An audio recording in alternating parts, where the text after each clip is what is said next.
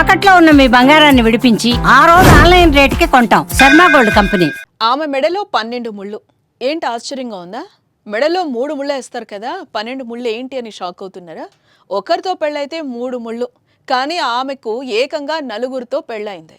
ఒకరికి తెలియకుండా ఒకరిని పెళ్లి చేసుకుని మోసం చేస్తుంది. డబ్బున్న వారిని టార్గెట్ చేస్తూ ప్రేమ పెళ్లి పేరుతో ట్రాప్ చేసి సర్వం దోచేయడమే ఆమె పని. తాజాగా 4గో వ్యక్తిని పెళ్లి చేసుకున్న తర్వాత రోజే జంప్ అవ్వడంతో మరోసారి ఆ నిత్య పెళ్లి కూతురు పెళ్లి భాగంతో బయటకొచ్చింది. ఇంతకీ ఏం జరిగింది? ఎవరామె? ఎలా మోసం చేస్తోంది? Watch this. ఆమె వలపు వల విసిరితే ఎవరైనా మటాష్. డబ్బున్న వాళ్లే టార్గెట్. ప్రేమతో పరిచయం, పెళ్లితో ముఖ్యం. 4గురిని ట్రాప్ చేసిన కిలేడి మొత్తం దోచేసి నిండా ముంచేసి పరా. డబ్బు కోసం తొక్కన అడ్డదారులు లేవు.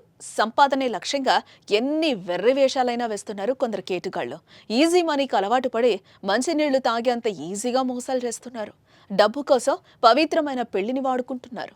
వివాహ బంధం విలువను తీసేస్తున్నారు. డబ్బు కోసం కర్ణాటకలోని మండ్య జిల్లా, మద్దూరు జిల్లా కెస్తూరు గ్రామానికి చెందిన ఓ యువతి చేస్తున్న మోసాలు వింటే ముక్కున వేలేసుకోవాల్సిందే.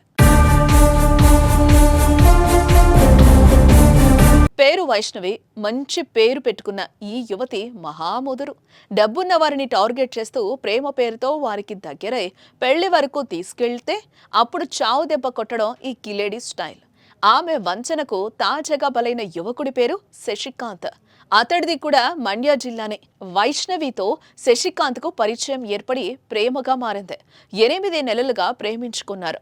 2025 మార్చి 24న ఆదిచుంచనగిరి క్షేత్రంలో వీరి పెళ్లి జరిగింది. కోరుకున్న యువతిని పెళ్లి చేసుకున్న సంతోషంలో ఉన్నాడు శశికాంత్.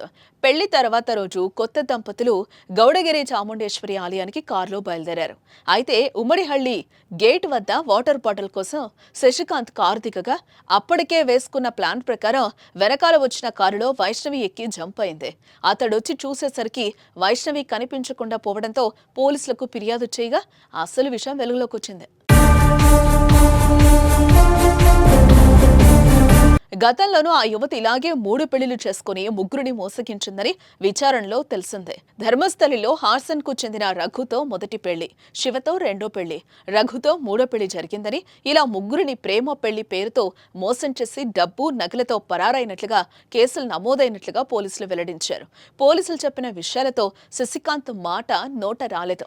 మొత్తం శశికాంత్ నుంచి కిలేడి 7 లక్షలు, 100 గ్రాముల బంగారం కాజేసింది.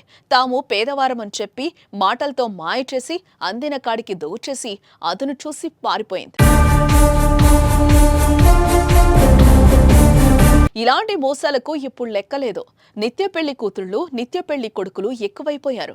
అందుకే తెలియని వారితో పరిచయం, ప్రేమ, పెళ్లి అని పరుగులు తీయకుండా కాస్త ఆలోచించడం మంచిది. లేకపోతే నిండా మునిగిపోయే అవకాశం ఉంది. చేతులు కాలేక ఆకులు పట్టుకుంటే ఏం ఉపయోగం ఉండదు. మరి ఇలాంటి మోసాలపై మీరేమంటారో కామెంట్ చేయండి.